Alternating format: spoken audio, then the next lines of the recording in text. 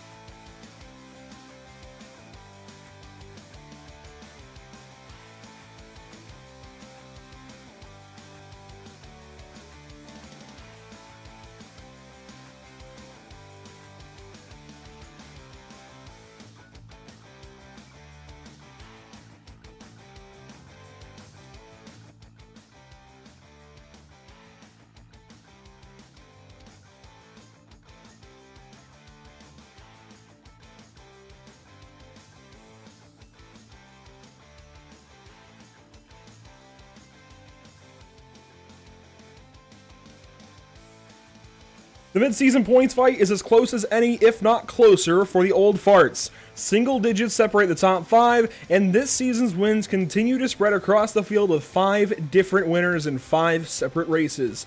With everyone on top of each other in the standings, how does the Windy City play into this season's championship tonight?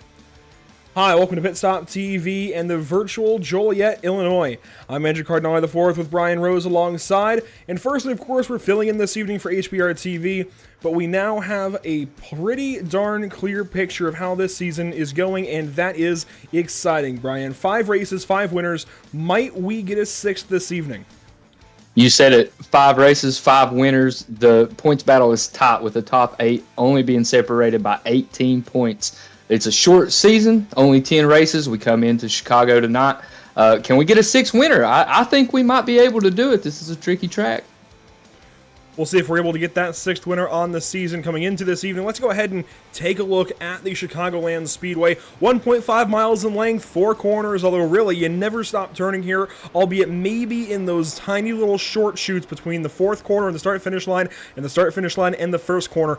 Otherwise, you're going straight everywhere, you're turning everywhere aside from pit lane. Yeah, and we can call it the back stretch, but it's really not straight. You really have to be careful when you're peeking outside of somebody. You might grab that wall because that wall's curved all the way around the back stretch. So going straight's no option here. We'll see how these drivers can handle it, and as we get ready to get this race underway. Let's talk about how we got here so far in the season. Obviously, well, we said 5 races are done and dusted. California, Texas, Pocono, Kansas, and Las Vegas. Now, we covered Pocono here on PitStop TV. Those of you joining us on HBR TV, you've seen every race, though, so far, aside from Pocono, because that was here on PitStop TV. Kind of an interesting thing as we are live to both Facebook, both of our platforms here at PitStop TV, and, of course, over on Holler Boys Racing TV. But this is how we've gotten here. We're now at race number 6 at the Chicagoland Speedway.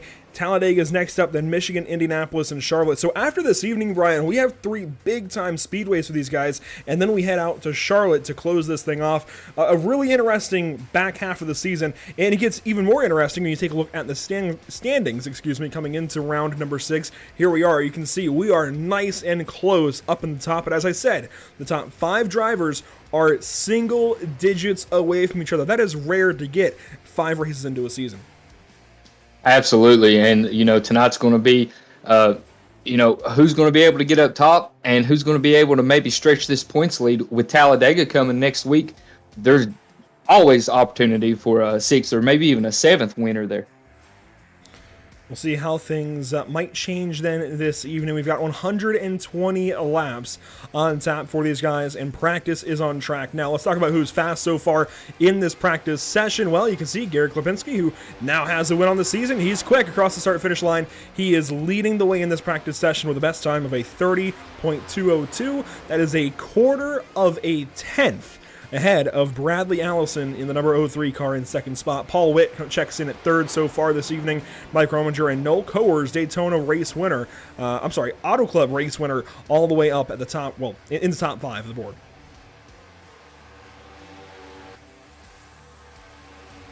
And with 3 minutes to go, they have 3 sets of tires that are going to come over the wall tonight.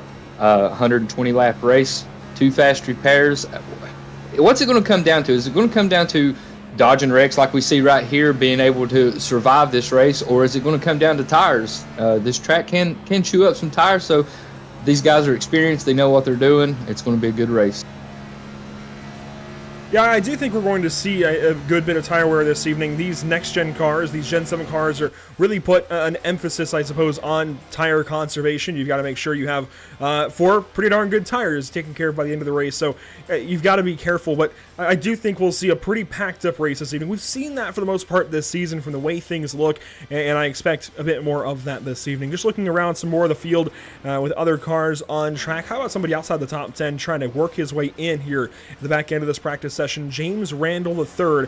And if we look at our weather conditions in this race, you can see it's actually lightening up. We are in the early morning in sim, and time is accelerating at 8 times real life. So we're actually going to warm up quite a bit. Right now, the air temp is down at 63 degrees Fahrenheit, 66 on the track. The track is actually going to slow down a bit as we go on. Absolutely. And changing over from morning into the late morning time, the track's going to heat up. These cars at the end of the race it's not going to be the same car that you had in the middle of the race. So being able to adapt and overcome to that is really what's going to separate the top half of the field, I believe.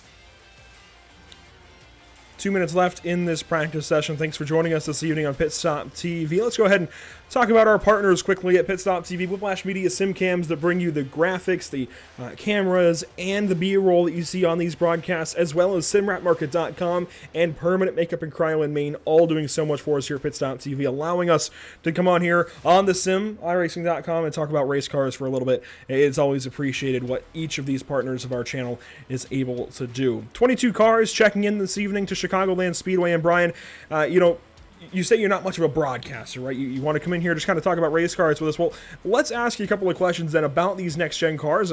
Obviously, we've had about a year and a half to get up to speed with these vehicles.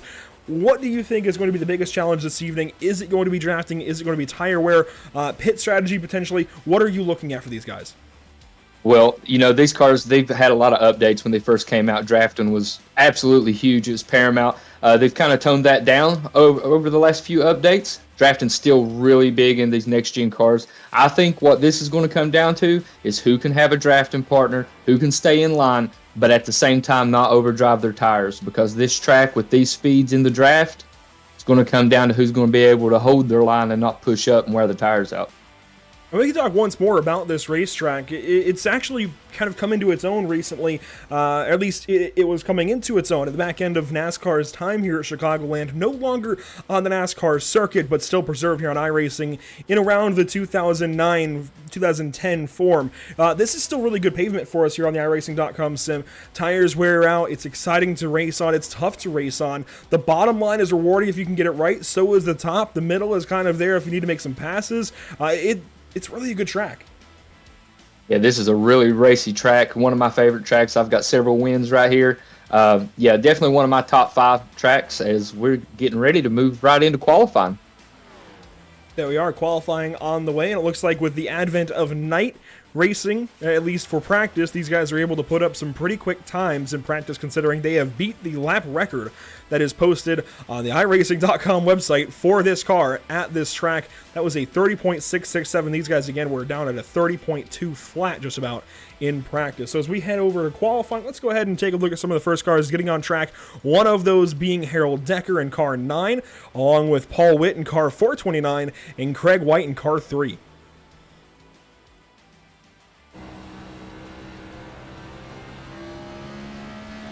on board with Craig. You'll see once some time starts to populate, we'll bring up the ticker on the left side of your screen. For now, this is a great view inside the cockpit of car 3, a Ford Mustang. Have you found any difference between these cars, or is it just a matter of what these drivers want to look best in? As far as the manufacturers go, I don't really think that there's a big difference. Pretty much just what you feel comfortable in racing. But I think they're all pretty much built to be the exact same. So we'll see what Craig can do in his Ford Mustang this evening. Other cars checking into qualifying: Gary Klipinski, Earl Lateral, Joseph Green, Brad Allison, and many more. See what Craig can do on this first lap. You saw him come across the line, begin this first timed lap.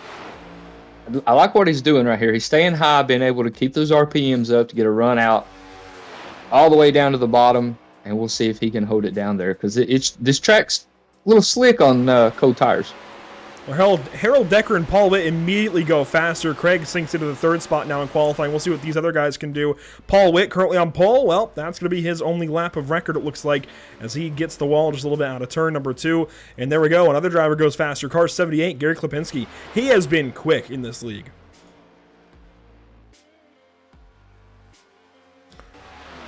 Earl Lateral going a bit faster. 7/10 off of pole, and there we go. Craig White now goes to the top of the board. We're going to see this kind of move around. I want to see Gary Klipinski, though. He's headed out of turn number 4 this time. This is to wrap up lap number 2. I dare say it's going to be faster. We almost caught that wall right there, but that's what you got to do to be fast. You really have to take it all the way up to the wall and then bring the car back down. Lap 2 is faster. It's a 30.240. Still really quick times with this lower temperature. We'll see if anybody else can knock him down. Joshua Deese now on track in car number 5. How about that? A nice little PitStop TV logo on the side of that car. That is a surprise, big time. Did not expect to see that one, along with HBR TV, of course. I expect the HBR TV decals, but not so much PitStop TV. That's appreciated. Norman Clark on the track. What's that? So they're out here showing you some love. You know what? Definitely appreciate it. And it's cool to be able to work with Steve Singer and everybody else at HBR TV to, come in and kind of sub in for these races, sub in for these broadcasts. It's much appreciated that Steve looks to us to be able to cover this, and it's good to have you here, Brian. I've talked about you in several races before with Superior Class Auto Racing and other leagues. It's good to finally work with you in this kind of setting. I appreciate that. And, I'm more of a driver than a broadcaster, but I do like to get the chance every now and again to jump into the booth. Those races that you cover for SCAR, they're just they're road course races. they're really not my forte, but the 22 finishing up his run. We've got the 8 on track. Dude Conrad in car number 8. I don't recall seeing this name on the entry blank, but we'll see what he can do. Noel Coers goes to 3rd quick. Michael Howlett 9th. Norman Clark, that we saw briefly, is now 12th in qualifying. Paul Witt has slid all the way down to 13th with Joshua Deese 14th. Frank Perfin now moves up to the 13th spot. Here comes Conrad to complete his 2nd lap of record. Joshua Deese jumps to 10th. And Conrad will put down a 30.511. That is good enough for 11th quick. One more car on track. That's James Randall III. Nobody else between Michael Martin, Tom Stevens, Alan McEwen, and David Crum, and even Matthew Largan. None of those guys are on track, so Randall the last bullet in the chamber.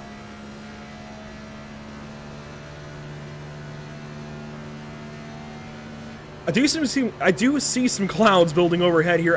I'm concerned a little bit, not so much that anything is wrong, but we might not actually get the higher temperatures we were thinking about. This is going to be an interesting race now, because we're seeing that cloud build above the racetrack as the day goes on very, very quickly, as it's a 30.450 for Randall. That puts him in the top 10 here in qualifying. It looks like we might have a pretty cold race on hand here. That's not usually the case when you come to Chicagoland. You usually see hot and slick racing. When it was last on the NASCAR calendar, it was in the summer. Absolutely, and the practice session's going from night to morning, and now we got some cloud built up overhead. It's really going to change the track. I mean, it might not change it too much. It's still going to change it. It's not going to be the same track these guys have been practicing on, especially with all the rubber built up on the track. Lines are going to change. There's plenty of room for racing around here, so we're going to have to see which line becomes the dominant in this draft. Now into the race session, you can see the skies have cleared out a little bit with some more time acceleration, so hey, maybe we'll get that hot race after all. In fact, let's check the weather as these guys grid up on the front stretch. 73 degrees on the track, 69 in the air. It is a little bit warmer So maybe we'll see some of that sliding around that we're so accustomed to here at Chicagoland. Let's go ahead and go down trackside and meet our starting grid. On pole, none other than Gary Klipinski, now with a race win to his name in this series. Car 22, though, Trent Ringler, the last driver that we saw win here on PitStop TV, will start from the second spot. Starting third, you'll find Noel Coors in car 15. Corey Gray starts fourth spot. He's got a win this season as well. And Craig White will start from that fifth spot. Brad Allison from sixth. You'll see seventh place starting position is Harold Decker. Then Mike Rominger in eighth. And to round out the top 10, James Randall III and Michael Howlett.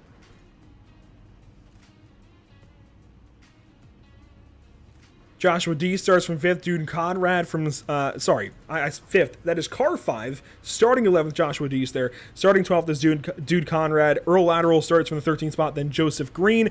Starting from 15th, you'll find the 09 of Storm and Norman Clark, with Frank Perfin starting from 16th. The back end of the field looks like this, though. Paul Witt, Matthew Largan, Michael Martin, Alan McEwen, David Crum, and Tom Stevens. A total of 22 cars checked in for this race. Now, with slightly smaller field size, does that change anything for you, Brian, or do you have the same kind of expectations? Yeah, absolutely. You got the same expectations, and I truly believe 20 cars is a really good car count to be out here racing. Still is going to provide really good 3-wide racing with the draft.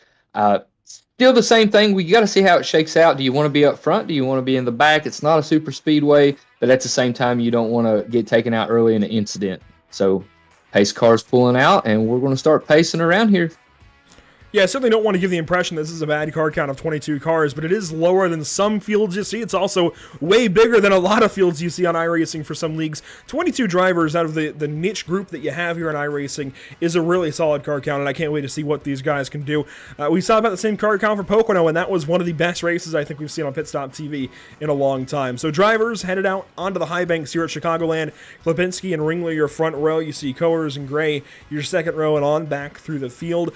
Again, weather, it's not that hot. We'll see if the temps come up throughout this race. We're just going to have to wait and see. We do expect 3 sets of change tires for these guys, a total of 4. That may be a little bit different. We do also expect a couple of stages as well. We'll see those when we get to them. Unfortunately, it was kind of, hey, Andrew, do you want to do this broadcast over the weekend? And we said, yeah, sure, let's go ahead and do it. And we don't have all of the info. I'm not sure what Steve is up to this evening, but I'll have to harp on him for that next time.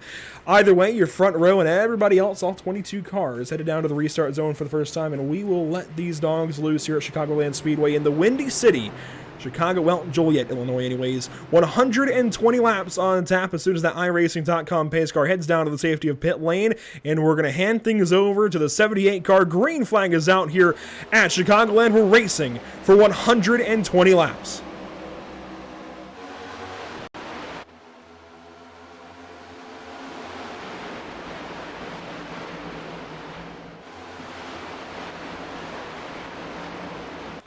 Down the back stretch, not so much back straightaway here at Chicago. You can see 3-4 wide further back in the pack, but up front, things are nice and single file back to about the 6th, 7th, 8th position. Really, the first battle is down around the bottom side of the top 10 here. Lap 1 is going to go complete, and it's going to be Gary Klipinski leading. Yeah, great start right there by the 78 car. I mean, he jumped out to a lead. Be interesting to see if he can maintain that lead with those guys, see if he can pull out. With these other guys, you see them single file up here up front, and then everybody in the back. They're trying to figure out where they're going to be, who they're racing around, trying to get single file and get going. A good look through the field here. Let's watch everybody go on by our static cameras here at Chicagoland. There is some battling here in the mid part of the top 10, or I guess the back end of the top 10. Rominger, Brad Allison, and some more as they run side by side to complete lap number 2.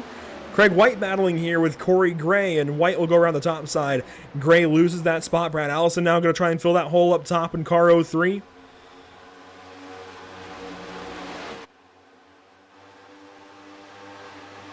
Allison, that gold hood up top with custom paints to die cast on the side of his car. Corey Gray in that 29 starting to slink back, but you have to wonder if this is a ploy maybe by Corey Gray to just kind of sit back, save his stuff, and be a bit better on the long run. Yeah, that's something that veteran drivers do. They don't take off and try to run away from the entire field. They pace themselves, save their tires. And I'm noticing everybody's on the bottom right now. Typically in these next-gen cars, the dominant lane's up top where you can keep your RPMs up. Be interesting to see how long it takes them to form a line up top. Ringler's starting to make some progress here on our race leader, the 78 and the 22. We've seen those numbers battle on NASCAR tracks before. They are nose to tail. 4 laps complete, and Ringler's just slowly closing in. We saw this kind of speed out of him a few weeks ago at Pocono. We're seeing it again. Lateral fastest that lap. And just as quickly as the top bunch spread out off the opening couple of laps, they're coming right back together. They're starting to bunch up. Yeah, whenever the lead car has that clean air, he can just jump out, and it takes a little bit for everybody else to get formed up and get a good draft going, get the train lined up, put them on the tracks, and then they start running down the leader.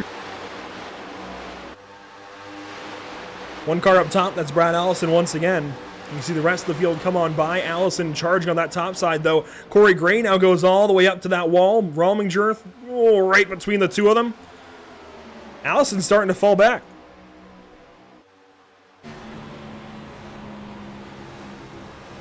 I say that, and he goes 3 wide, actually. Corey Gray way up top. Rominger in the middle. It'll be tight. Very, very close at a turn number 4, but they get things, well, they keep things rolling. No contact. 1 Ford out front, 1 Ford in third. The rest of the top 7, it looks like, all Chevrolets. Top 8 even back to Earl Lateral, closing in that Concrete Floors Incorporated number 12. I think the 29, I've been watching him the last few laps. He may be saving his tires. He's checking up a little earlier, trying to run the top. I think he's trying to get some people to go up there with him, and if he does, there's going to be a top-line foreman around this track. And we theorized about that as soon as we saw him running that top side solo. You mentioned right off the bat, everybody around the bottom side, but it was Corey Gray who went to the top side first. Now he brings Rominger with him as we watch from the blimp cam here at Chicagoland. Allison kind of slinks into that bottom side once again. Oh, and everything closes up quickly out of turn number 2. All of that room suddenly goes away. It's a little bit easier out of turn 4. There's a wider radius to exit the corner, but out of turn 2 here, things get tight. There's some great 3-wide action right here. Turn 4, yeah, it's still a little tight. You have to be able to turn the corner. Coming out of turn 2, that's just not a place you want to be on the top side 3-wide at all. Let's go on board here with car 12.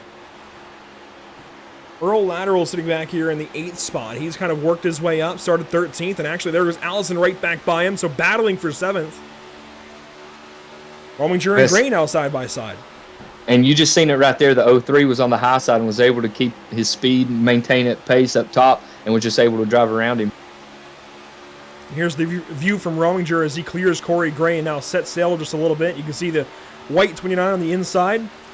Craig White now on the outside of that car. Further back, whoa, actually, no Coers. Big time, lost a lot of speed. I think we're starting to see that aero push that we've seen in these cars in the last few months, especially, really, since they were released. These cars, of course, a lot more air dependent. They got to have clean air to be able to use that rear diffuser and get a lot of downforce out of it. And wow, Rominger, he is setting sail on the top side, easily getting alongside and nearly passing the 22 for second. Yeah, these tires on this track needed to build up a little bit of heat to be able to run that top side, but now I believe you can see it's coming in, and that high side, like I said, is going to play a key role. Rominger has the run down the backstretch, although he lost a lot of it. He had to jump out of the throttle for a second, and that really hurt his run, but he still pulls right up to the back end of Klipinski. Gets right down on his right rear. He's running the middle, kind of a hybrid line. He runs the middle when he needs to, the top when he needs to, and makes it work, although that time a little bit off from what we've seen the last couple of laps for the 951. A lot of times in these cars, too, with the diffuser, like you mentioned, so aero dependent, you have to go where they're not, and I believe that's what you're seeing right here. Whoa, he's getting loose, though. Oh, keep it off the wall. Good catch out of Mike Rominger. He's getting loose on that middle line, and I think it's just a lot safer right now. And you know what? If he's driven the right front off of that car, it's going to start driving off of the right rear and get a lot more free. In his case, he might want to run behind some other cars, tighten that car up for a little bit, and try and save his stuff.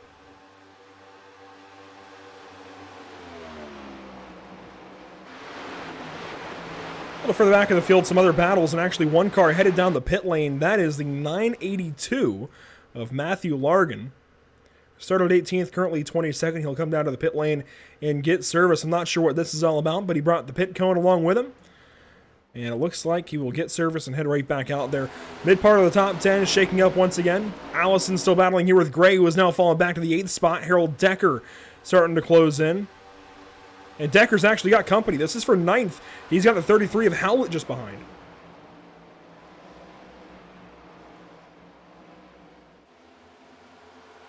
Back up to the battle for third. Coors gets right back by Mike Rominger. You can see Corey Gray way down low in that number 29 Chevrolet, the white nose.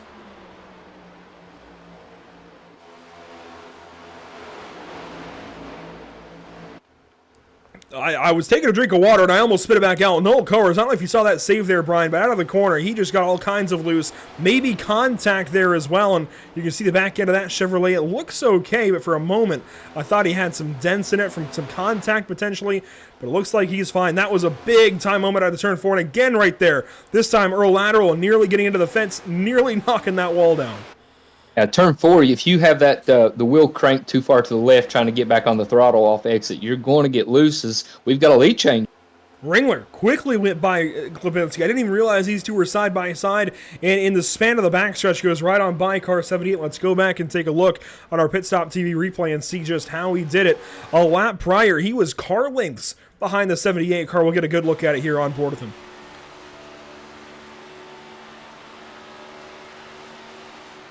It's a good run on the entry.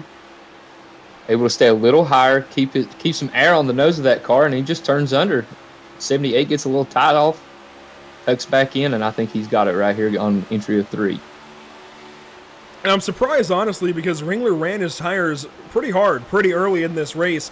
Was pretty aggressive, but now he's using kind of a higher entry and pulling that car down to the bottom side in center, using the bumps to rotate the car almost, and getting a straighter drive off the bottom. And that is kind of a short track strategy, but it works on a lot of these intermediates, and clearly working for car 22 right now. Do you think that's going to be a bigger deal as this race goes on?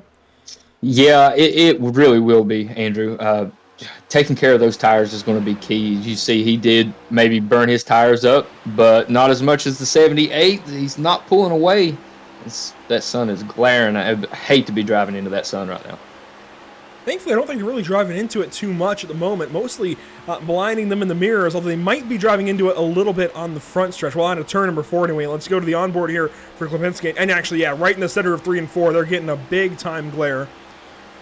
Crucial part of the track, too, to not be able to see. Not too much when you're racing single file like these guys further back in the pack. Yeah, you definitely need to see coming out of turn 4. Like these guys? Yeah, like those. Brad Allison down low of Coors. Very close into 1. Coors in the middle. He's going to wash up a little bit. Corey Gray way up top. Allison way down low. I love this multi-lane racing we're seeing at Chicago. You don't see it quite like this anywhere else. I think the closest, and really this is a big-time technicality, is Darlington, only because you get a big variation in turns 3 and 4. Otherwise, you've got a pretty thin line you can run in turns 1 and 2, and of course it's a thin line at Darlington regardless, but you do get some variation in how drivers can use turns 3 and 4 at Darlington. I think that's the only track that comes close to this. Yeah, it really is. And, you know, as we almost had some contact there with the 12. With this car, too, on every track, the make of this car has really opened up the racing lanes. I mean, these cars can drive in a lot of places that most cars couldn't before. Clear into the corner. But this is one heck of a battle. Let's watch it from our top camera. Oh, and Brad Allison slow out of turn 4. Unsure what's happened to him, but he slows way down out of the 4th corner and loses a ton of spots. I mean, he just lost like 8 spots right there. In the matter of the front stretch alone, I'm not sure what's just gone on. Maybe a save, honestly. It could have been a save, and he just jumped way out of the throttle, especially watching all of these guys race. It's not over. Corey Gray up top. Noel Coors is down low in the white and green, number 15, and Craig White watching them.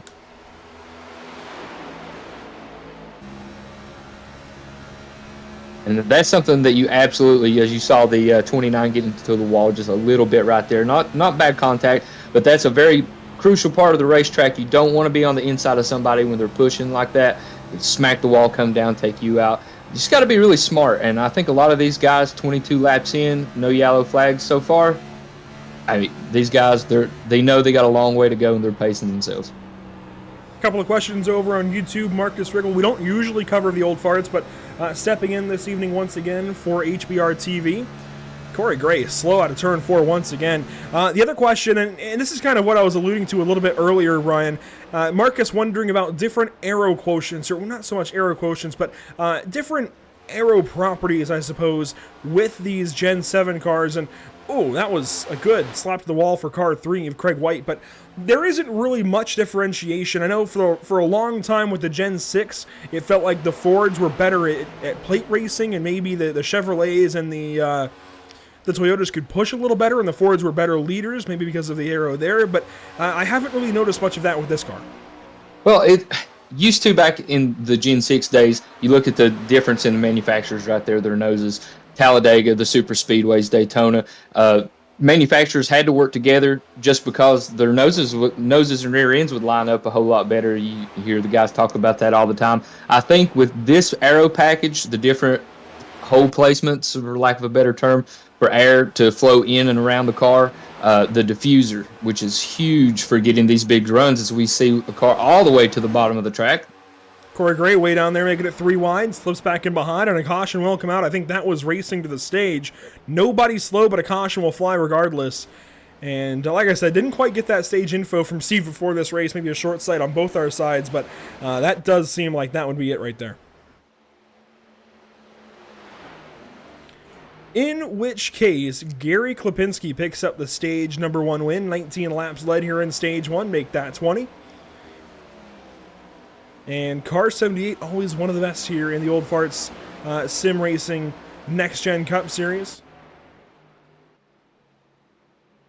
Really not a surprise at all to me that he wins this wins this stage anyways. Trent Ringler, though, was pretty good, got 5 laps led himself. Rominger, I thought, looked strong at one point in that run. Do you think that's going to maybe aid him in other runs the rest of this race? Do you think he'll be strong? Oh, yeah, I think he'll be strong. Another handful of guys definitely showed some speed out here. I think he was just feeling everything out. 25 laps in, you knew you were racing to lap 25. There's no need to go real hard right now. Let's see what my car feels like in the draft, what it's like with fresh air on the nose. Come in and get these 4 tires and go back out and try it again. Working down the pit lane. Everybody going to come on in under this first opportunity to do so. Klipinski, though, going to lead the charge in car number 78. Everybody coming. Look at that long line of cars headed down the pit lane for service. Of course, 4 tires and fuel definitely expected for each of these guys. And there's Klipinski into the box. Everybody else follows suit. Oh, and the 22, I don't know if you caught it there. Ringler misses box big time. And the 03 just missed pit lane entirely. Brad Allison right through. Yep, looks like he missed his pit box. Definitely going to cost the 22 right here in some time. Long time for Klipinski, and there goes the 951. And the 3, I think, got him. Oh, maybe not. I think Klipinski got out just in time ahead of the 3 car of White. That was close. Good racing by the 951, though. Good pit entry, everything. Pit crew did their job, got him out, picked him up 2 spots.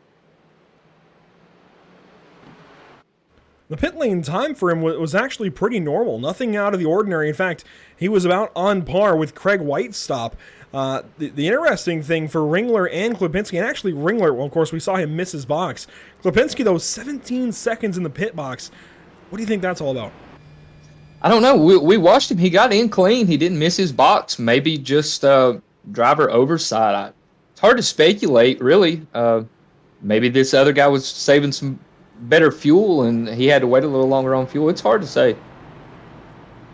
I don't see any damage on that car, but my mind immediately goes to potentially damage repair if he had to fix something, but I don't see anything wrong with that car. Maybe he got the apron in a weird way, damaged something in the underbody, but that's not really been an issue, I thought, with these cars, at least on iRacing. So really odd for Klipinski for sure that he has to come back, or not come back, but lose all that time in the pit lane. Regardless, he's now 3rd spot. Brad Allison went right on through, no stop, and Rominger had a faster one.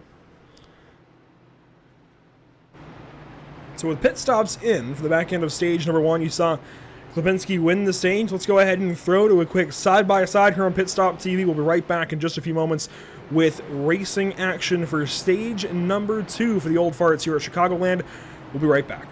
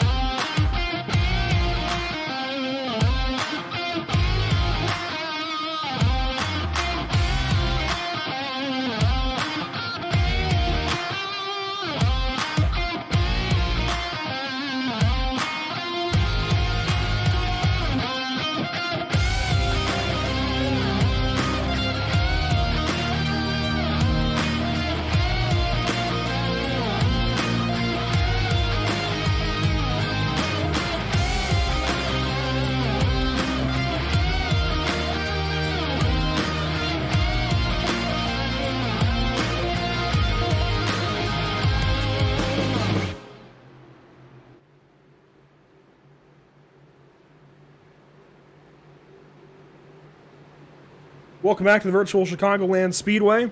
Cars on track and headed into the restart zone here in just a moment. Track temp, if you're wondering, as we've gone through the hot portion of the day, it only got up to about 68 degrees, 70 degrees on the track, a lot of cloud cover, and, well, we're working back into sunset by the virtue of accelerated time here on the sim. So it's going to be an interesting race for these guys as they barrel off into turn number 1, lap 30 underway.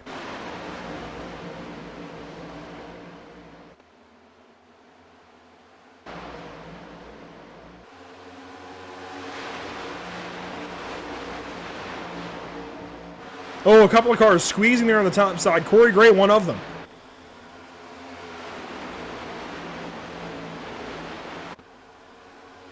Out of turn 4, though, your top 2. Well, Klipinski and Rominger, but in a different order. We saw the 03 in that side-by-side pit. That was Brad Allison coming in for service. That left the front row to be cars 78 and 951. But in opposite order, the 951 had the advantage by beating Klipinski out of the pit lane. Meanwhile, Klipinski started from the top side, got a better run that first lap, and clears Klipinski.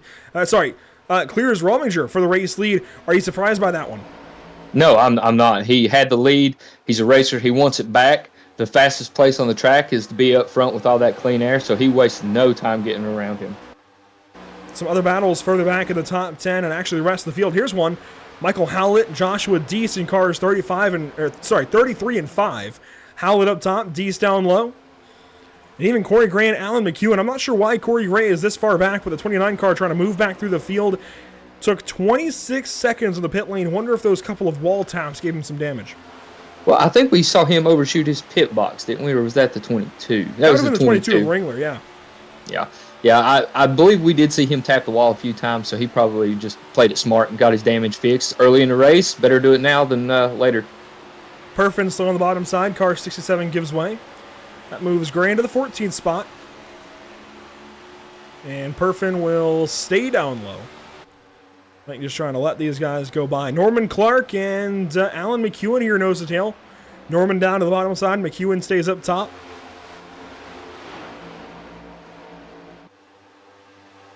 Racing all over this racetrack. There's not a anywhere you look. There's going to be a battle. As we got a new fastest time, and we're going to get plenty of those as this track cools down. And a battle for the race lead. Rominger with a run on the top side. We saw him be quick in stage 1. Bring a fight to Klipinski. Now he's going to drop down low, and I think that was a fatal error by Klipinski because here comes the 12 of lateral as well. Yeah, once you open the door for one, more's going to follow. You give an inch, and they want a mile. And if he opens that door again, he may lose second, maybe even third spot. Lateral trying to follow through, but not quite. Craig White pulling up. Trent Ringler pulling up. 5 cars in this top 5 battle.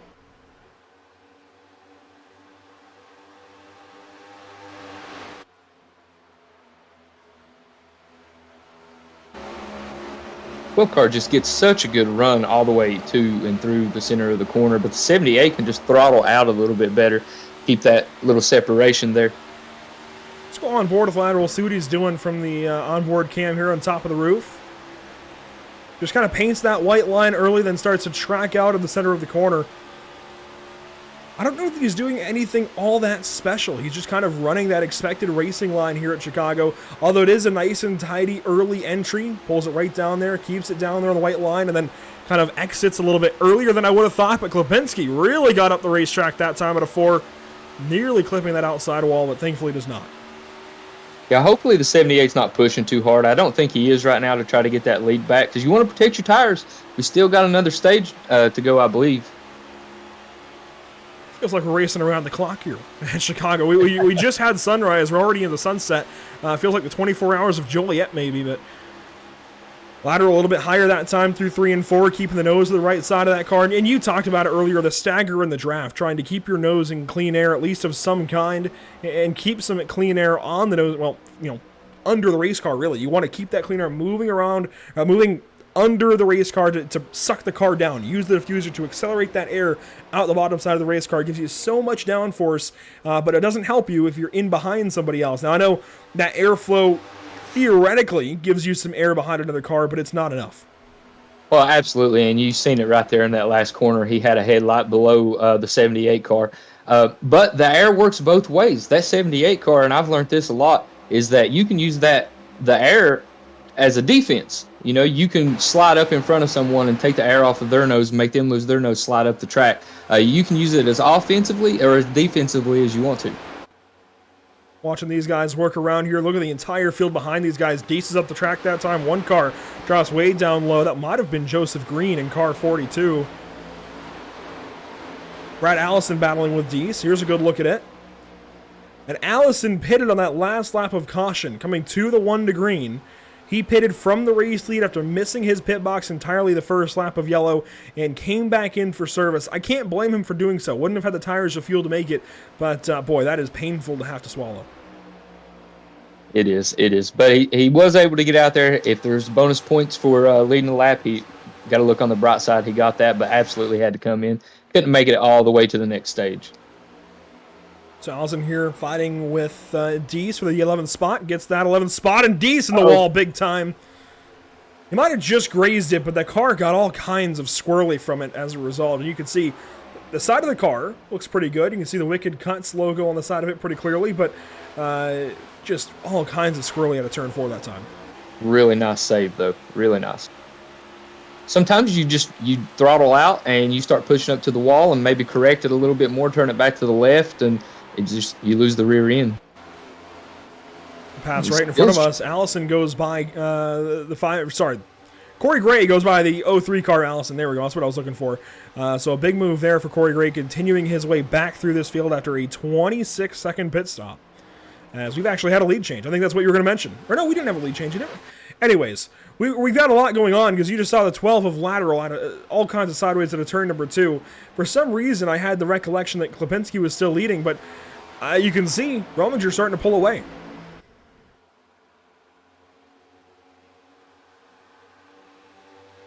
The top 3 are just barely stretching out from 4th and 5th right here. If these guys would get tucked in like they're doing, not race real hard, you might be able to draft back up, pick up the 3rd place car, and make a push for the lead here in a few short laps. I believe 50 may do us. It might be a little bit longer stage than that, but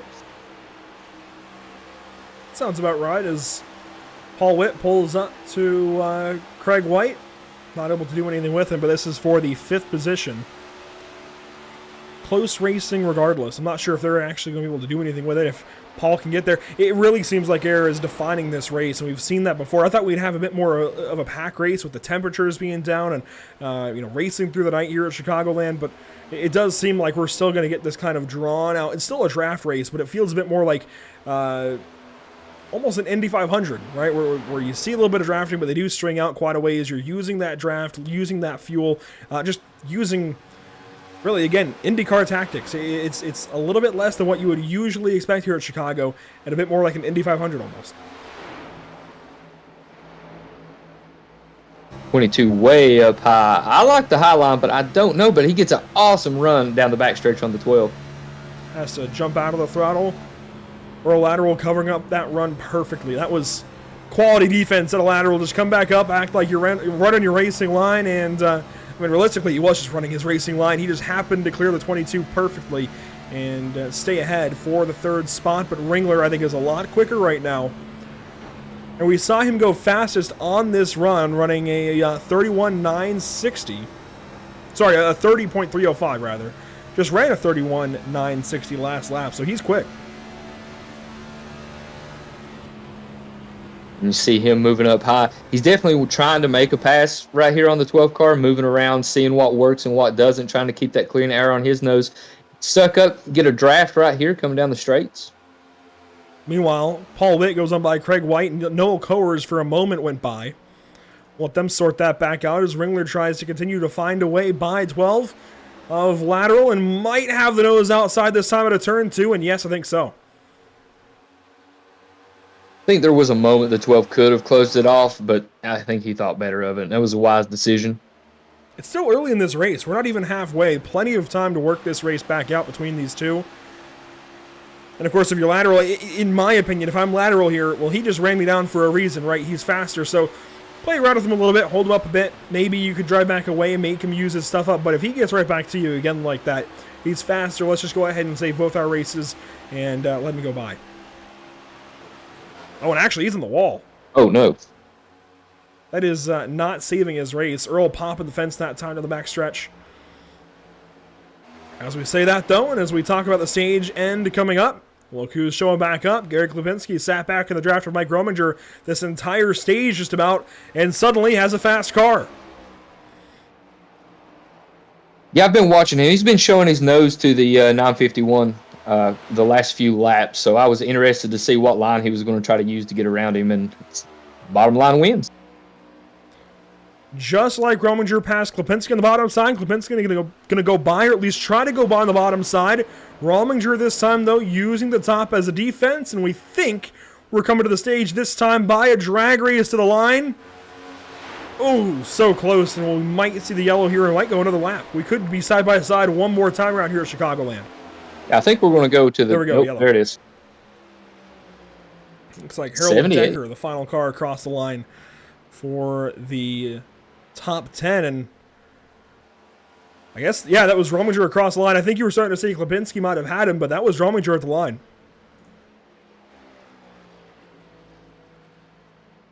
Let's go back and look at it to be sure here.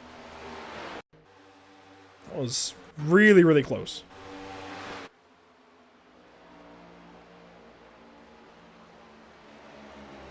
So this is sitting back a little bit. This is a couple of laps prior to the end of the stage. This is coming to lap 49 as the whole setup for this last lap of the stage.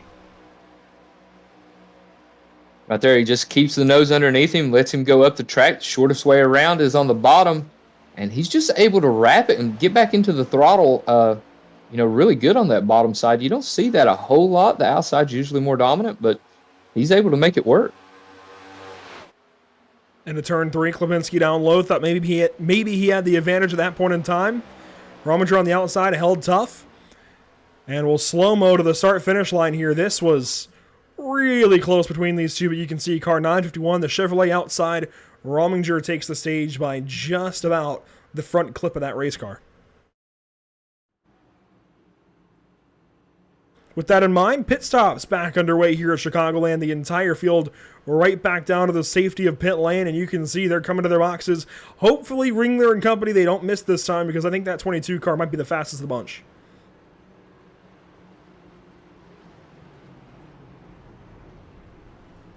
To make sure he was not going to overshoot his pit box this time. This time, Harold Decker goes through. Everybody else now going up on the left sides. Ringler, I think, a couple of steps ahead of Lipinski. Here comes Rominger again. The race off of pit road. Oh, wow. I don't know. I think it was Lipinski. Yeah, car 78.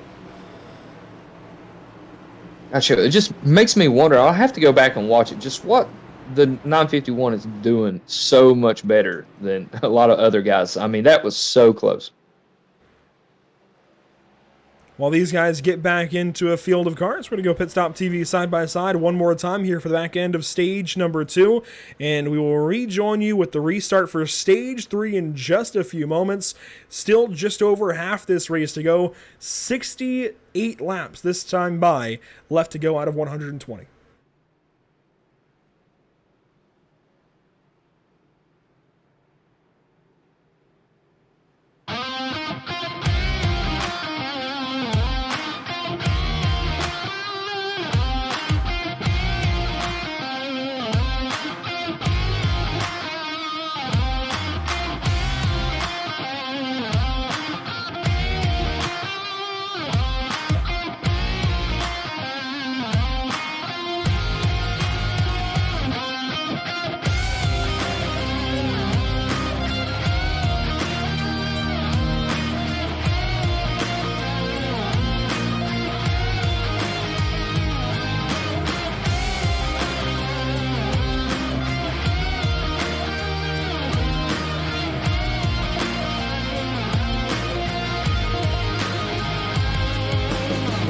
After months of quarantine, we're all interested in how we can become our best self. The team at Permanent Makeup and Cryo is here to help you get the flawless makeup look every day without the extra effort or time.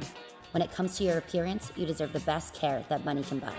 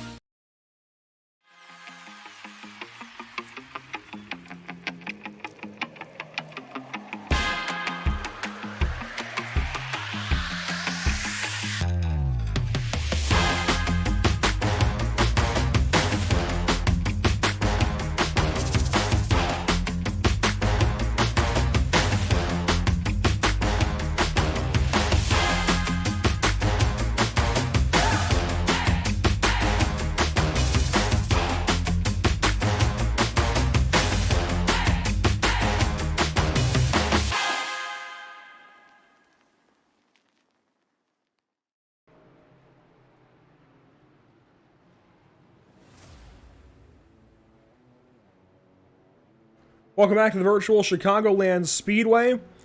More racing on the way because we are about to head down to the restart zone one more time. Side by side, once again, are Klipinski and Rominger, but this time, opposite order from last restart. Rominger outside, Klipinski inside. We'll see what Klipinski can maybe do if he can hold on the bottom side for this restart to begin stage number 3. Headed down to the restart zone. Green flag is out once again at Chicagoland.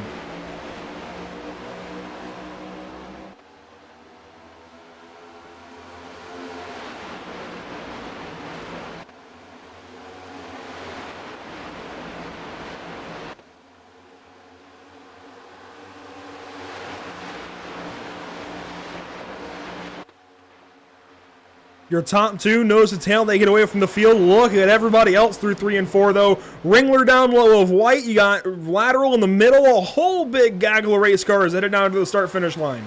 It's always tough and exciting on these restarts to get going and sort themselves out. The front two's going to pull away, and the rest of the pack's going to have to run them down if they don't get single file soon. Side by side now are the 12 and the 429, Lateral and Witt. Once again, filling in this evening for Holler Boys Racing TV, HBR TV. A big shout out to Steve Singer and Bunch for calling us up. Brian, I think you do some more with him as well, but first time having you here on PitStop TV, first time working with you here this evening, and it's been a lot of fun. Well, I appreciate that. Yeah, you do a great job calling some of the SCAR races over there. One car was really loose. But yeah, it's always nice to get up here in the booth when I can. Usually I'm behind the wheel. So to be able to talk about racing besides actually racing, you know, it's always fun to break it up every now and again. Once again, these two battling. They swap spots. Klipinski losing the race lead to Rominger. I really feel like these guys have a few too many battles for us to try and cover. Rominger goes back by for the race lead. We saw things happening with Lateral and Witt. They pass each other once again, moving around. Oh, nearly contact that time of the two, and Witt in the wall hard. That is a lot of damage, I think, for the 429. Yeah, that's definitely going to hurt the arrow. You can see the right front of the hood popped up just a little bit. I can't see it too well right there, but I did see it when we was looking at the nose. Underneath, the 12 gets really loose right there, it looked like. Not sure what happened to Lateral, but Witt goes right back on by as here we go. Our race leaders battling once again through turns 1 and 2. Klipinski outside with a run, and he should clear that 951 this time. Yes, he does easily. Easy pass. These guys swapping the lead back and forth. Look, it's allowed the third place and fourth place car to close in and join this battle. Craig White closing in. Ringler there as well. Klipinski way down low, defending big time for this race lead. Rominger second place. Wondering how he might be able to get back by. A lot more aggressive moves I'm seeing through the field right now as we're through the first 2 stages and it's go time. White got really loose at a 2 that time. And this is the same battle, if I recall correctly, from Pocono that we saw on PitStop TV a few weeks back. It's kind of interesting. We've jumped in for races 3 and 6 of this season, the others on HBR TV. But I distinctly recall the 78, the 951, the 22 all being quick there. And what do you know, they're quick here again at Chicagoland. And, Rominger, I think he's going to have a good run this time at a turn 2. Got to the top side just in time. And, yes, that is a run down the back stretch here at Chicagoland. He used that draft in the center of the corner and was just able to carry his momentum and pulled alongside of him and was able to get the run out. Great side-by-side racing here by these two. They've been the class of the field for most of the night. Officially 1 lap past halfway now at Chicagoland Speedway, and our leaders are side by side. No more scheduled cautions in this race. And this is potentially the battle for the race lead. We do expect one more trip down the pit lane for these guys as Ringler is slow down the back stretch, losing spots to Witt and Lateral as they go on by. Now Noel Coers jumps in. Brad Allison here. Michael Howlett and Corey Gray make up the rest of the top 10. Good recovery by the 03. We talked about him missing his pit box and then having to restart from almost the last position. Be able to work his way up inside the top 10, currently running 8th. You know, that's a great recovery. Started 6th, as low as 20th, as high as 4th, and currently 8th spot. That is a roller coaster for sure. And when you have to pass that many cars, I mean, it feels like you have done work all night. It feels like you've passed 200 cars. Working here on Noel Coer's car 15. Big run down to the bottom side. We'll see if he can use that to his advantage this time in turn 1. He'll have the inside. He takes it. Makes that one look easy. And what I like about that is it definitely looks like Noel kind of facilitated that pass. It's a term I like to use. Is facilitated that pass, allowed Brad Allison to go by. And again, it comes down to recognizing when somebody catches you for a reason. When it's not a fluke that they caught you, they are just genuinely faster. Sometimes it's better to just let the Wookiee win, maybe, from Star Wars. I think that's a good line to use for it too. Let that guy go on by. You might get him later in the race. And you see that a lot between some of the new guys that are just getting on the sim and some of the older veterans. Man, that's tight coming off the corner. If you got a faster car, you just let the other one go. You can't race and burn your stuff up. But, just good racing tonight. Good, smart, clean race. And that's a point that I made at Pocono was we see these guys are clearly a lot more evenly tempered, I think. You don't see the same kind of stuff that you see out of a lot of the younger drivers here on iRacing. You see a lot more respect, I feel like, between this bunch. And it's not to say I don't like seeing some of the younger guys on iRacing race, but you tend to see a lot more crazy moves, a bit less respect, and a lot more crashes. These guys have been clean and green aside from our stages so far tonight. We've run 65 laps, working on 66, nearly 100 miles here without a natural incident.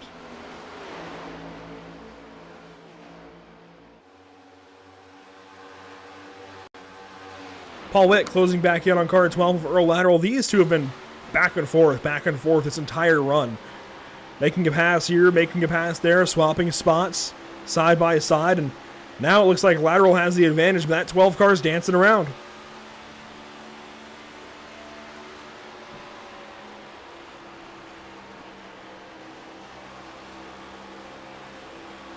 See that the top 5 cars, they're all spread out more than we've really seen them all night long.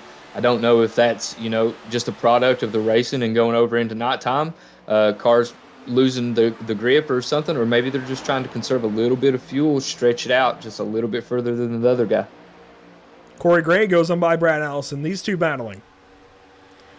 Coer is now into 15th. Michael Howlett completes the top 10. Worth mentioning that Dude Conrad has joined Matthew Largan out of this race. Conrad now 40 laps down, Largan 56 laps down. Dave Crum still in this race. He is 20th spot in car 90. Haven't said his name at all yet, but he is the last car currently running, and he's got everybody out front, so if he's going to start making some moves, now is the time. As you can see, Frank Perfin, Tom Stevens, Alan McEwen all ahead, and right at the top side here is David Crum. And he may just be laying back, playing it smart, just try to... Or getting real loose. Whoa! Through the grass, over the access road. Should have a way back onto the racetrack here in a second. And yes, he is able to get back up without issue. Wow. Just getting ready to say maybe he's just back there to try to survive and win the attrition game. But that was tight as a pass for the lead. The 78 retakes the top spot. Rominger standing still in turns 1 and 2, loses a half second already to Klipinski, and here goes Craig White on the bottom side. Oh, contact for the second spot. The 3 jumps out of the throttle. The 951 is all over the place, but he saves it. Track is cooling down as we get into nighttime. Tires are starting to have more grip. You can wear out your tires a whole lot faster, and that may have been what has happened here. Let's go back and see what happened here to Rominger to set this all up. Was leading this race from the drop of, well, not quite the drop, but the drop of the green flag, I suppose, here in stage number 3. This is out of turn 4, coming to the pass for the race lead from Klipinski. And Gary just drives down there. Oh, yeah, and Mike got right way there. loose on entry. Yep. One thing we heard a lot about early in the season for NASCAR was these Gen 7 cars bottoming out, hitting the rear diffuser on the bottom of the racetrack, well, on the racetrack, and losing a lot of speed that way. Because, of course, if the diffuser is on the ground, first of all, the rear tires are now lifting off of the racetrack a little bit. They aren't bearing that same weight. They aren't doing the same thing for you. You also are adding friction to the car on the racetrack, and the rear diffuser is no longer effective. So that was a big problem for a lot of races. And I think teams learned they had to raise tire pressures, get the cars off the ground a little bit. With these lower temps, are we seeing lower pressures, these cars dropping back down onto the racetrack? It could be. I think we've ran enough laps to no matter what the air pressure was. I think that we've ran enough laps to build the air pressure up. I don't really think that might have been the problem. I think that what may have happened right there is he knew he was getting past. He was trying to get back on the throttle. Maybe had the wheel turned just a little too deep left. Just got the rear end, lost the nose. It was a moment there for him for sure. Here's a battle for 7th. Noel Coors and Earl Lateral. The 12 dancing around. He has been loose this entire race, I feel like. The 12 is, every time we see him at a turn 2, that car dances around a little bit more. Yeah, and now that it's gone down and everybody's getting real racy, we're not seeing as much give and take right here, and we're seeing a lot of cars getting sideways here, and I think that's going to happen the longer this run goes. Guys might need to back it down just a little bit in order to make it to this first green flag pit stop. Brad Allison, Michael Howlett, they swap spots. Allison way up the racetrack and slow. He drops now to 10th as Joshua Deese and Michael Martin sit back here battling for 11th and 12th. Deese with the spot currently.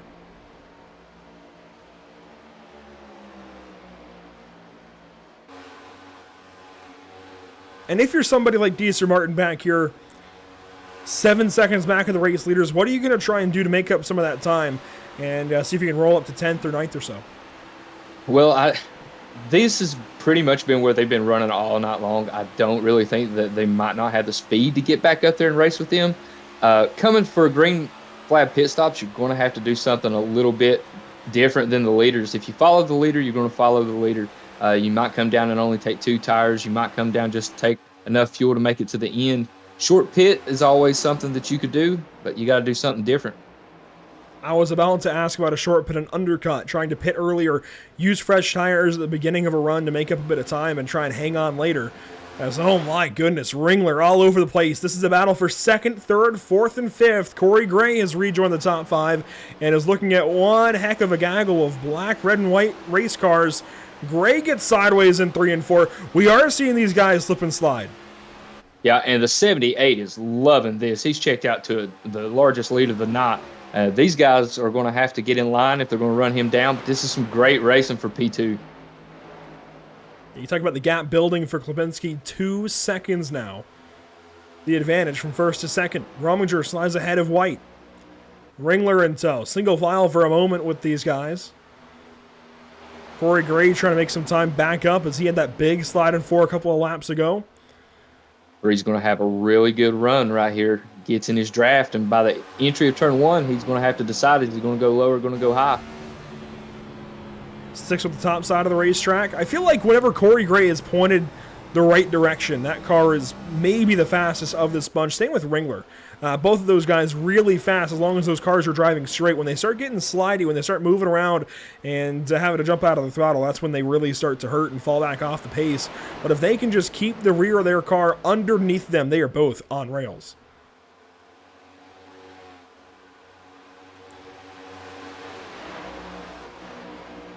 Now, when do you think we see pit stops out of these guys? Of course, we're pretty confident they can't make it to the end. It's right on the verge thereof, a little over 60 laps, and I think that's about 10, 15 laps too far.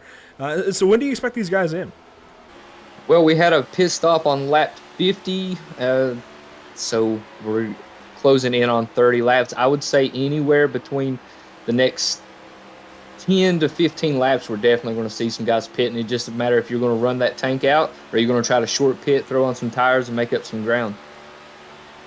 Seeing a battle out in the distance, Earl Lateral and Michael Howlett, the 33, slowly making some progress. Oh, the racetrack, though, nearly takes out the back end of that race car of Earl Lateral. Started 10th, currently 9th, as high as 8th spot. He just kind of floated around this top 10 cutoff most of the night. But moving up now, trying to get that 8th spot away to match his best position of this race. Meanwhile, Norman Clark and Joshua Deese, a similar kind of battle. Big wiggle right there out of the 09 again. The 5 may have packed a little bit of air on him, got him up the track, and It's really tight out of turn 4. You cannot, I mean, it's so small, the margin of error. Norman Clark drives away. Deese really loose that time. Yeah, these tires are losing grip. They're heating up. They're getting slick. Drivers are having to really use their throttle to control the car right now. And it's fun to watch because these guys are doing a really good job. Yeah, we've only seen a couple of bits of contact and a save here or there. I mean, we jumped on board with David Crum at the perfect time to see that. It's worth mentioning now Tom Stevens out of this race. 4 laps down and counting. But here's the onboard of Joshua Deese. I mean, he is all over the place. And you see that too because you're trying to accelerate so hard out. You see that wall coming and you try to crank it to the left just a little bit, and that's never what you want to do. Is he gets really tight, pushes up, may have wore that right front out. Yeah, it's pushing, getting in, and it's driving off the right rear on exit. He's definitely, I think, got classic right front wear right now. Pushing that right front tire just a little bit too hard. Inside of 40 to go there. I mean, he could pit at really any time, and I think he's about run equal laps to this point as he would to the end. Maybe in a couple of more laps it would be about even. Yeah, there's 2 ways to do it. You short pit and try to make up some ground that way, or you can run it out. And here we go. Here we go. Always too wanted to make sure that I have enough fuel for a green-white checker. You don't want to be out there and green-white checker comes out. That ruins your race. So Paul Witt into the pit lane, locking up those front tires, getting into the box perfectly. You can see Conrad on the pit lane as well as Stevens back there. They both parked their cars and have not rejoined the race. Stevens for 6 laps, Conrad for 56. As Witt goes up on the jacks, drops back away. 14.7 in the box. That's not too bad, but about a half second off of the best times we've seen today. Now, does this bring everybody else? Do we see everybody else coming down pit lane? And here we go. Norman Clark comes in. And this feels like when the pit window would really open. Just doing the math, cutting this race in half from when we went back green flag. As Clark locks up the brakes a little bit. Kind of a slow entry, but a safe entry nonetheless. And here comes lateral. Getting on this pit road is so tricky too. It's a bit like Atlanta, I think, in difficulty getting onto the pit lane, at least old Atlanta. I'm not sure about new Atlanta. I haven't pitted there yet, but it's definitely not an easy place to join the pit lane. Lateral comes in, and oh my goodness, slides the him. Slide. Yeah, he put the brakes to the floor and held him there.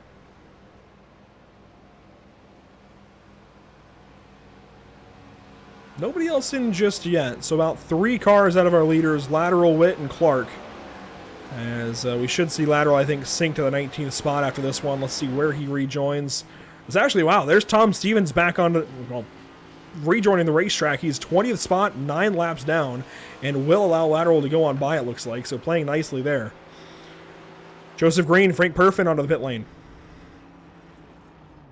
And how much longer, if you're the top 4 or 5 guys, how much longer can you, another guy misses the box, how much longer can you wait with these new tires? I mean, they're going to be catching you. They're going to be a whole lot faster. Here's the answer. Rominger pitting this time. Lap 89, that leaves Klipinski, Gray, White, Ringler, Coers, Howlett on the racetrack. Allison. A lot of guys staying out a little bit further. Joshua Deese comes in. He's got some right side damage now. James Randall into the pit lane in car 69. Great time to use one of those fast repairs that they got. See how this goes for Rominger. Up on the left side, Jax drops away. A really quick stop at 14.0. A little bit slow on exit, though. He had to lift out of the gas for a second. Now gets back out there. But a really good stop. Needs to give his pit crew a raise. Yeah, I don't know what he's doing to get these fast stops tonight. Maybe underfueling the car a little bit, trying to save a little bit of time potentially, but he's been on the ball. So he'll rejoin everybody else out front, staying out. Ringler here with Coers. And Craig White and Corey Gray. It's a 4.5 second gap from Klipinski back to Gray as Ringler comes in this time. What's really interesting to me right now is Witt and Rominger.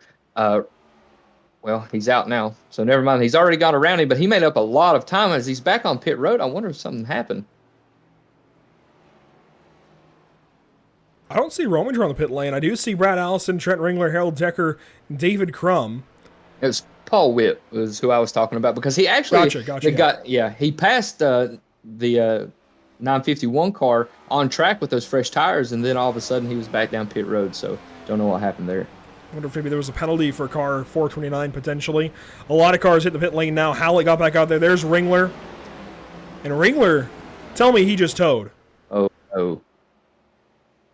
Oh my goodness. Ringler out of this race. Craig White makes it to the box. He has to take a couple adjustments. Trent Ringler won at Pocono. And comes into tonight 20th in the standings. That's about a season ender, I think.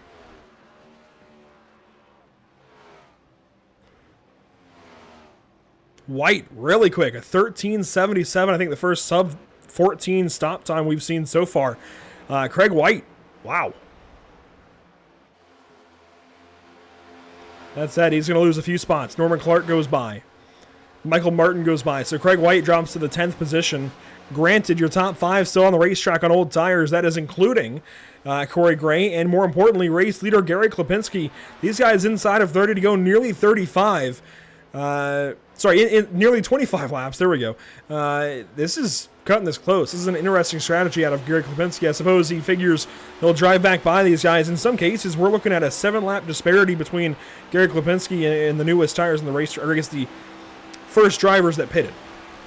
He's not coming this time. He may just be trying to run it long, hope for a caution. If a caution comes out right now, that's going to be big for these top 5. It would be. I mean, it would put 6th on back, 1 lap down, and while, yes, they can all take the wave around, then they're on older tires compared to the rest of the guys up front. They're all lined up single file.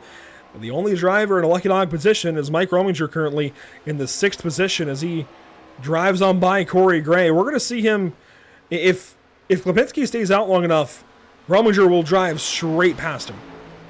Yes, and what you have to do right now, if you are Rominger right now, is you have to go as hard as you can go. Use all those sticker tires that you can. Try to catch him.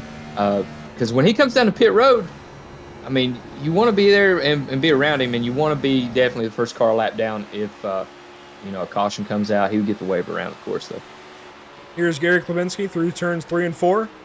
Lap 96, 25 laps to go, coming to 24 laps to go, and he'll stay out one more time. You can see the black and red Chevrolet closing in behind. He pops up at the turn 4. Mike Rominger closing in. It's a difference right now.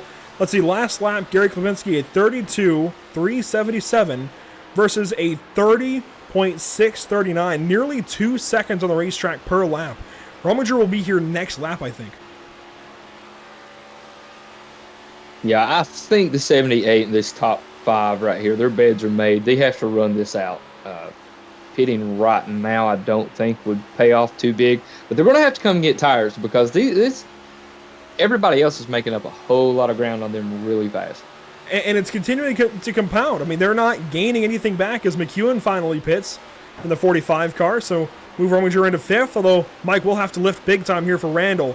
Pulls up to him, now he'll have to go to the top side. Gets a bit free, but, I mean, he's putting tons and tons of time right now on Gary Klipinski. Going to be within a lap, and it takes a lot more than 30 seconds to pit here at Chicagoland Speedway. There's Gary Klipinski. Pulls up and that's Michigan all over again for the NASCAR Cup Series. That was really close. I get from Gary's spot, you're racing your line, but you can see in the mirror that somebody else has got a lot better tires and they are trying to go by you. But it works out. Thankfully, no contact. That could have been disastrous right there. So Rominger unlaps himself. Earl Lateral next. Lateral is just exiting turn 2, it looks like. It is a big gap from Rominger to Lateral. That could be the battle for the race win here if things keep going this way. I just saw a big moment. Actually, here's a gaggle of race cars headed to turn 3. The 42 of Joseph Green in this, Brad Allison, Paul Witt. But I had seen James Randall got nearly into the side there of David Crum. Thankfully, no contact. See these top 3 right here. These guys are going to have to come down pit road here soon. There's just no way to get around it. The fuel tank's not that big. 40 to 45 laps of fuel is really all you can get. It's lap 100 currently, so we're coming to the 20 to go mark. As here's Norman Clark, Michael Martin, and Craig White battling. Actually, that's not Craig White. That's somebody else that has a lap car behind them. But these two battling for 7th and 8th on the racetrack. This is the best battle on the track we've got. Sideways, too. Yeah. Michael Martin was definitely on the free side that last time. Now having to try and regroup. He's just ahead of the 45 car, who is 2 laps down. That's Alan McEwen. Frank Perfin and Joseph Green just swapped spots. Perfin going on by the 42 car. You see Harold Decker in the background, who went 10th in stage number 2. Worth mentioning, Mike Rominger is now only 15.7 seconds behind the next car ahead. That is Michael Howlett. It's 26 in total to Gary Klipinski. He continues to close in. Granted, those tires are starting to fall off, but the disparity still... You have a 2-second disparity for the last however many laps between Rominger and Klipinski. Rominger was that much faster. You're only going to have about a second if you're Gary Klipinski. I don't know that he's going to make these laps back up, or this time. Yeah, I don't either. I think, when he saw the first couple guys pit, he should have came down to the pit road. Hey, but it's his strategy. It might pay off for him. It absolutely could. Right now he's sitting in the in the race lead, adding up these laps led. He's got a race win recently. In fact, I believe it was Vegas last week.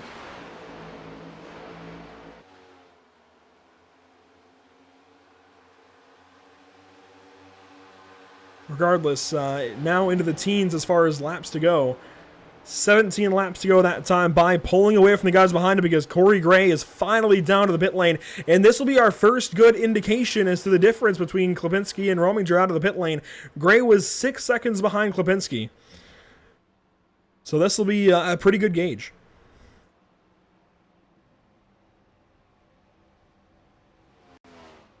Howlett joining him.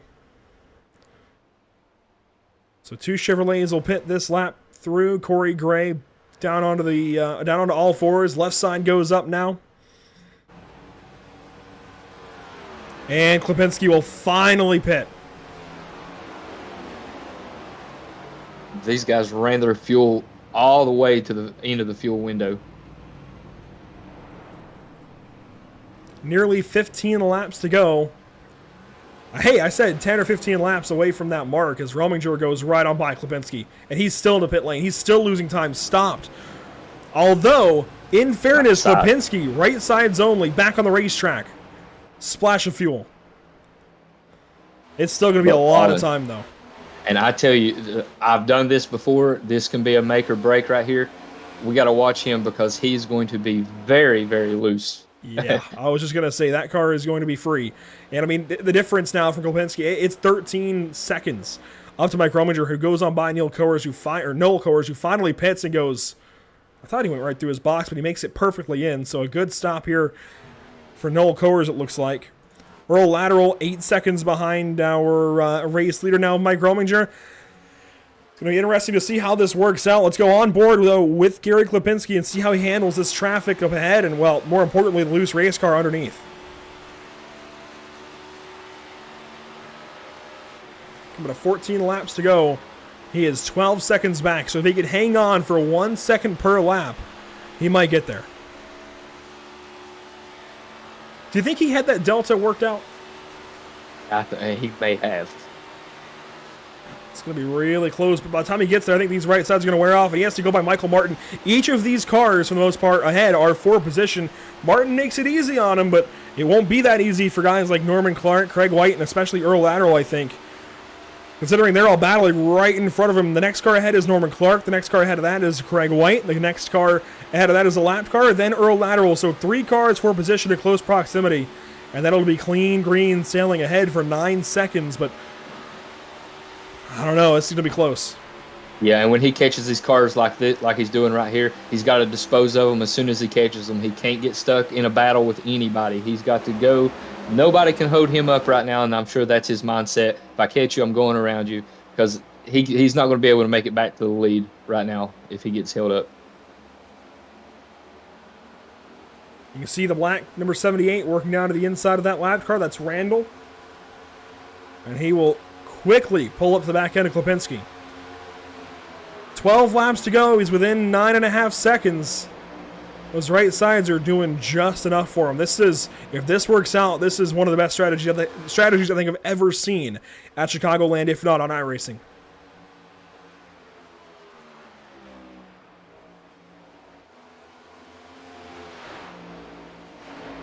Once again, a thank you to our partners here at PitStop TV, of course, Whiplash Media SimCams, SimRapMarket.com, and Permanent Makeup in Cryo, Maine. First off, with Whiplash Media SimCams, if you want the camera packs, the graphics, the B-roll that we have on these PitStop TV broadcasts, Whiplash Media SimCams can do exactly that for you. Find Whiplash Media on Facebook and Whiplash Media SimCams on Twitter. SimRapMarket.com providing iRacing base paint schemes that are a whole lot better than the base paint schemes you have in the UI. So paint schemes that you can pop onto the car and put your own logos on, put your own design spin on. It's all about customization from there on out, but they get you started at SimRapMarket.com, and of course, Permanent Makeup in Cryo, Maine. Call 207-358-863 for more information and to schedule a consultation today. Meanwhile, 10 laps to go. I'd like to thank you to Holler Boys Racing TV and Brian Rose for joining me this evening. HBR TV couldn't quite make it, so Steve Singer called us up, and it's been a fun one. 9 laps to go this time by, and oh boy, I mean, closing in big time is the 78. I think he's going to get there. It's a matter of whether or not he gets by cleanly. Yeah, he's definitely going to get there. I'm pretty sure watching the lap times, watching, the Delta right here, it's going to be close. This is setting up for a really good finish. Goes on by David Crum in car 91. I know it says 90 on the side of the car, but he scored his car 91. As Rominger now has 5 seconds to hold on. The gap behind now 5 seconds. 8 laps to go. It might equalize. It might. It could, because this is 2 tires compared to a handful, maybe 10, 4 tires. But if you're Rominger right now, you've just got to turn that relative off. Keep your eyes straight ahead. Watch the track in front of you. Don't get caught up in anything. Don't overdrive the car. But now we're under, we're at 3 seconds now. It's 2 seconds in 1 lap. Well, it was about 1.3 that time. 1.3 seconds, nearly on the dot. It's a difference of 16 laps on the racetrack. Rominger pitted 25 laps ago. Klipinski 9 laps ago. And you know what? It's the 2-stop strategy that's doing it for him. I don't think 4 tires would have done it. 4 tires, he would have been in the box for another 4.5 seconds. He would still be over 6-7 seconds behind this race car of Mike Rominger. Granted, the tires might have lasted a little bit longer. We're starting to see that fall off for Klipinski. He is starting to show a little bit of tire wear. But he can also see his target in front of him, and he's getting bigger. He's doing what he's got to do. But the laps are ticking away with only 6 to go. Quickly, this is the battle for third. Corey Gray, Earl Lateral. Gray goes on by on better tires. Lateral in the 4th spot now with Craig White behind. They're on nearly equal tires. White with the advantage currently. Norman Clark behind these guys. 29-lap-old tires. Joshua Deese getting passed up by Michael Howlett. But we're down to 1.4 seconds. 5 laps to go for these 2 cars, and Klipinski is closing. And when he does catch him, how hard does he race to try to keep Klipinski behind him? I mean, does he block? Does he throw his blocks? How aggressive is he? You've got to be. He's faster than you. You can't give him any open looks. Well, especially with the way Klipinski came up in front of Rominger. I think if you're Mike, you've got to shut that door. At least try to hold him back. Try to make him check up and break his momentum in some way. Is it going to stop the bleeding? I don't know, but you can put a Band-Aid on it for the moment. Here we go. He's caught him so fast. He's going to go right on by the bottom side. There is no fighting that. Mike Rominger has to sit there and watch Gary Klipinski drive on by, coming to 3 laps to go this time, and car 78 takes the race lead back away. A perfect strategy here at Chicagoland Speedway. I gotta say, I'm impressed. I'm surprised. He did everything right. I've got to apologize for that team right there. I was a little critical of the staying out really late, but he's made it work out. Was actually maybe the winning move of the race. I think it definitely will be. He's nearly got a second already on Mike Rominger. And I was right there with you. Definitely critical of this move. I didn't think it was going to work out like this. Oh, he's got a pit. Oh, no. Maybe he didn't get enough fuel. Wow. As soon as we praise it, he's got to come in with 2 laps to go. Oh. Unbelievable.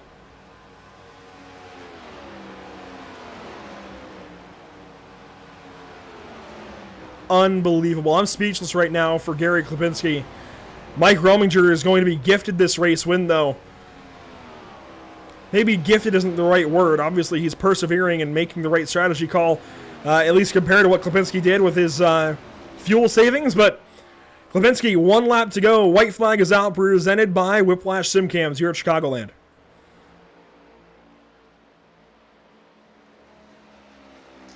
The emotions for the 951, knowing that you're getting ran down, and then, all of a sudden it's handed right back to you. Looks like he'll go by a lapped car, and wouldn't you know it, well, he's not going to go by him because that is Gary Klipinski off of the pit lane. Coming to the start-finish line, car 951 is going to victory lane. Mike Rominger wins at Chicagoland.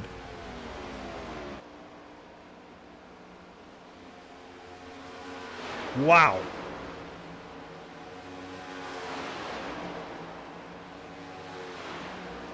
The rest of the field comes on by the start-finish line. Harold Decker and Michael Howlett battling down to the line. Decker holds on to that spot of 8th. Howlett 9th. Frank Perfin will take a top 10. Brad Allison had to come back down onto the pit lane. Looks like he'll finish 14th. There goes Klipinski to wrap up his race. 14th position. And that he'll look back on this. I mean, such a top points battle. He'll look back on this as one that definitely got away. Meanwhile, there's your race winner, Mike Rominger, going to burn it down here in Joliet, Illinois. 46 laps led. Nearly made the wrong strategy call, but the right one versus what Klipinski did, taking a little bit too little fuel on the pit lane. Rominger had enough, of course, with his 4-tire stop, and he'll win this evening. How do you, I guess, cope with that as a driver, Brian? You have the race locked up. You're trying to save fuel there at the end, and, well, you don't have enough. I mean, it's just a heartbreaker, and almost the worst part about it is that you almost know it as soon as it happens. You make another lap, and you're like, I didn't fill it up, made a mistake. It's one that, you just have to, take your lumps and learn from it and go on and make sure to never repeat it again. It's tough. This is his finishing position tonight is not going to do it justice for how well of a race that he ran. Mike Rominger going to victory lane this evening at Chicagoland. Gary Klipinski, disappointment for sure. Let's go through our unofficial race results this evening from Chicago. Mike Rominger with this 7.8 second advantage over Corey Gray. Earl Lateral 3rd. Craig White 4th, and Norman Clark rounds out your top 5. Really good run for Norman by the end of the day. Sat around the 10th position, maybe a little bit worse, maybe a little bit better at times throughout the course of the afternoon and evening, and eventually finishes 5th. That's a pretty darn good result. Noel Coer's there in the 6th spot. Pretty similar day for him. Michael Martin 7th, Harold Decker 8th, Michael Howlett 9th, and Frank Perfin checks into the top 10. Finishing 11th, Joshua Deese there in the 5 car. Joseph Green 12th, Gary Klipinski 13th, and he's the final car on the lead lap when it's all said and done. Brad Allison 14th spot, Alan McEwen 15th, and David Crum and James Randall III all 1 lap down. Paul Witt 7 laps down, calls it a day a little bit early. Tom Stevens 19th, 29 laps down over Trent Ringler. I think he saw Trent dip out of the race and said, let's get back out there, and was able to grab that spot for 19th. 2 more cars on the listing. Dude Conrad in 21st and Matthew Largan in 22nd position. Let's go ahead and throw to a quick post-race break. We'll be right back in just a few moments with driver interviews here with the top 3, hopefully the whole top 3 from Chicagoland.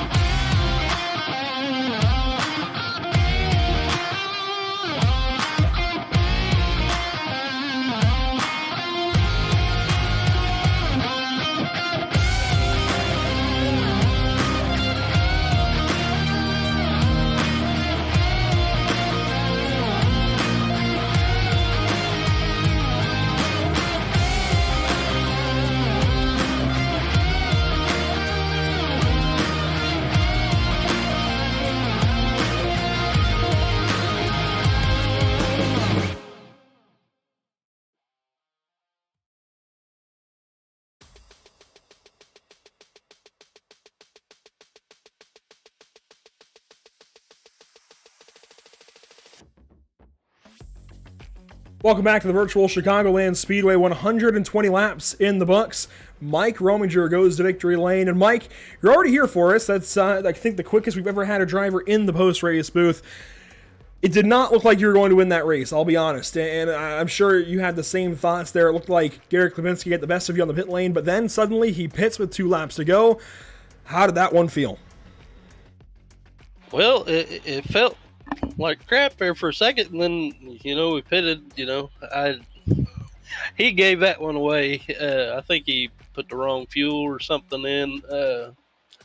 I was trying to get, I was wanting to pit before him. I didn't know exactly when he was going to pit. I wanted to get the fresh tires and get out there and get, some sort of gap. And,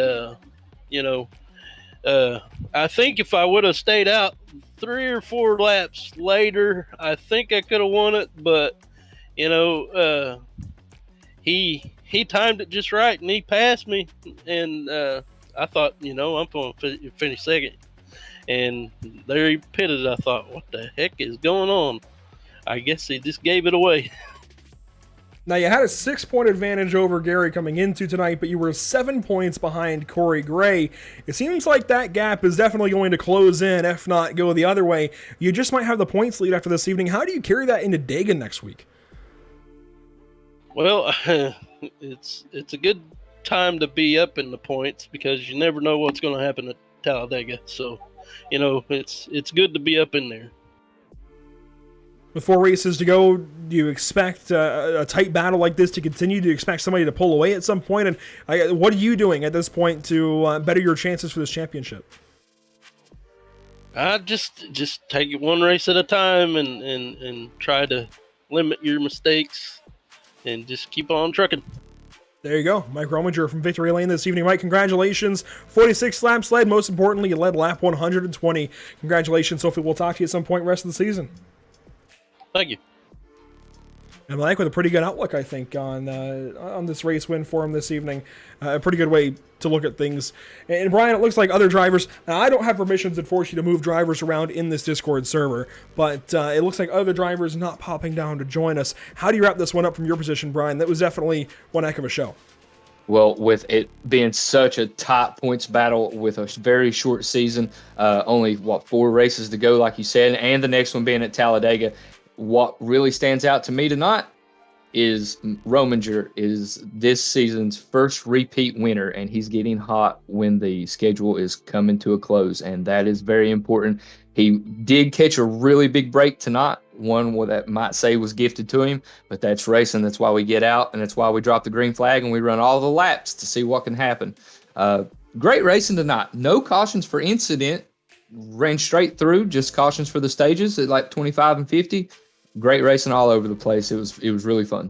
Yeah, there's really never a gifted race because there's always some way that you put yourself in position to win that race. In this case, Mike Rominger, well, he just did everything right, and Gary Klebinski did things wrong, and he's in victory lane. So that's kind of how it works out. And I'm glad you mentioned the question we asked at the top of the show, will we get a 6th winner?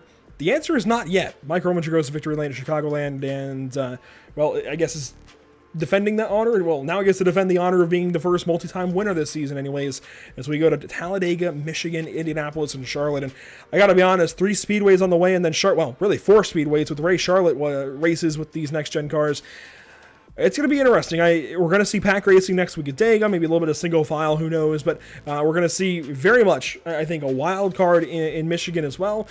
I'm not so sure about Indianapolis, how that's going to work out, and then Charlotte, who knows what's going to happen with the way that place has kind of turned into really a big-time mixing bowl almost. It feels a bit like a high-speed Bristol now with this Gen 7 car, at least the way the Coke 600 looks. So we've got a very interesting September and beginning to October to round out this season. Yeah, and, these guys, just a testament, all these guys have been doing it a long time. Great racing. From start to finish, everybody was really respectful. There was a couple slip-ups, but that's to be expected with the tires wearing out, changing. We raced an entire day here from morning to night. That's right. So a lot of different track changes that they had to go through, and everybody kept the cars under them and put on a really great show. We did total up 17 lean changes by the end of the evening, and that's actually pretty impressive considering we had green flag racing the entire way. Only the 2 cautions for stages for 8 laps in total. Really never even had lap down cars until the final stage, and pit strategy came into things. Really impressive race here from the Old Farts. And, I know they have that kind of funny name of Old Farts, but they are some of the most respectful drivers I've ever seen on iRacing. We had no cautions for incident in 120 laps, nearly 200 miles here at Chicagoland. One of the raciest tracks on iRacing, at least on the oval side. No issues, no cautions, just a couple of bits of contact here and there and a couple of saves through the grass, but really, really clean and respectful race here, and I really admire that about this league. Upcoming broadcasts here on PitStop TV, they look like the following, with the Superior Class Auto Racing Radical Series next up on the channel at 8:45 Eastern this Sunday evening from the Homestead Miami Speedway Road Course. It's a bit of a roval there. You use the oval front and back straightaways, then road course in between, and that's going to be a fun one. We're picking up coverage the back end of the season in conjunction with Primetime Racing TV, so it's exciting to bring this series back to PitStop TV in a proper form. This past weekend at Watkins Glen was a lot of fun, but I'm excited for these last 2 races, both on roval type tracks with Homestead Miami and Charlotte Motor Speedway. Then Wednesday evening, 1 week from tonight here on PitStop TV, we are going Outlaws Sim Series racing at 7:30 Eastern from the Daytona International Speedway Road Course to kick off the playoffs for the Outlaws Sim Series. And 1 week after that, on September 21st, we will see them head to Milwaukee Mile.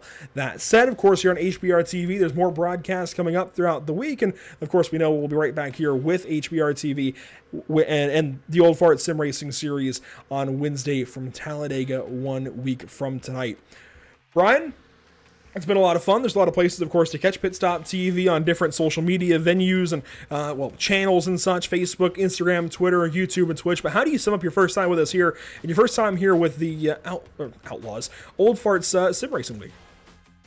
It was great. I'm not a broadcaster. We said that plenty of times, but it was fun. I've listened and watched a lot of your broadcasts. I've obviously been on a few of them. You do a great job. Everybody at PitStop TV always puts forth a very professional production. Just like Holler Boys Racing TV, Steve really does carry it a long way, and I think you two, you guys work well together, and it's good to see everybody cooperating to bring these guys in these leagues, especially the Old Farts, the kind of coverage that they deserve. You done that tonight, like always. Look forward to seeing the next one. It was definitely a lot of fun this evening. Big shout out once more to our partners here at PitStop TV, of course, Whiplash Media, SimCams, SimRepMarket.com, and Permanent Makeup in Cryo in Maine. For everybody here at PitStop TV, thanks so much for tuning in this evening from the Chicagoland Speedway. We hope you enjoyed tonight's broadcast. Brian Rose on commentary with me, myself, Andrew Cardinale IV, doing a whole lot of things, and everybody else at PitStop TV. We thank you so much for tuning in and being a fan here of racing on the channel. There's a lot that goes on, and we're kicking off maybe for an exciting run through fall and into winter here on the channel, so we're definitely excited for that. But otherwise, make sure you tune in to HBR TV next week for Talladega Super Speedway, and of course, all of our broadcasts on the channel. We would love to have you. Otherwise, have a great night. We'll see you next time, hopefully on HBR TV.